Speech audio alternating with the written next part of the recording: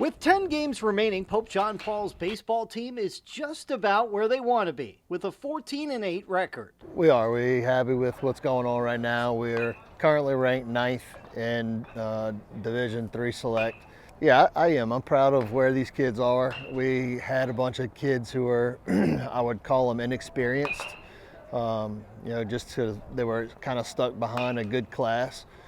So we have some seniors that are starting, but we've also thrown in the mix of some younger kids. Pitching has carried the Jaguars through the season, but that strength took a hit when LANDON GUIDRY went down with a season-ending injury.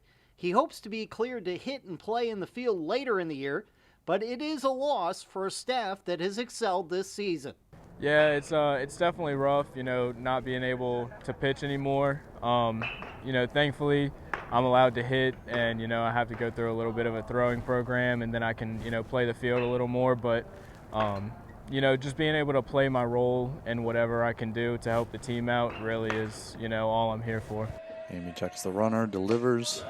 Great pitch. That one catches the inside corner, called strike 3. I think we still rely on our pitching a lot. Our pitching has kept us in games, giving us the shot to win all the games. I was like the only returning big starter that we had with a bunch of innings, and we've had a lot of young kids step up, a lot of, Cohen, Kira, Tatum, Miller. Those are guys that have, made big impacts on our team and, have thrown lots of innings and had a bunch of success, and that's huge, when we have a team that struggles hitting, to be able to put up zeros on the scoreboard, it's big time. GUIDRY's loss means that the Pope John Paul Bats really need to get going through the rest of the season and into the playoffs. Hitting's definitely been our weakest point so far this season, which we all kind of expected coming with losing all the bats that we did, but we've had a bunch of young guys come up, step up to the position, so it's just we got to get all rolling at the same time, because if we all get rolling at the same time, we're going to be pretty hard to beat. The Jaguars are coming off their best season since their back-to-back state championships in the late 90s, and their run to the semifinals last year is now the standard here in Slidell. Just being able to make it back to the semifinals after, the last time any Pope teams made it that far was the 97-98 team. Right.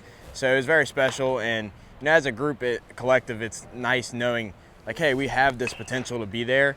You just have to work hard to get there. It means a lot to the program. We've always said that we're here to build a program, not a team.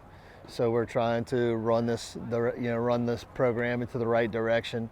And with the help of those kids last year, it definitely put us on the map per se. And I think people now look at us a little bit different than they did in the past few years. Ever since Coach Babin came here, we've established a culture that, we're winners, and, we're not going to back down to anybody. So, being able to go out on the field and knowing you can compete with anybody is really just something that we hold true to our hearts, It set the tone of what Pope baseball is, and now that's the new expectation every year. Every year we come in and we try to go as far as we can every year, and that's our goal every year. Yes, sir. Last year was the first step for this reinvigorated Pope John Paul program, and the Jaguars hope they can repeat that success this spring.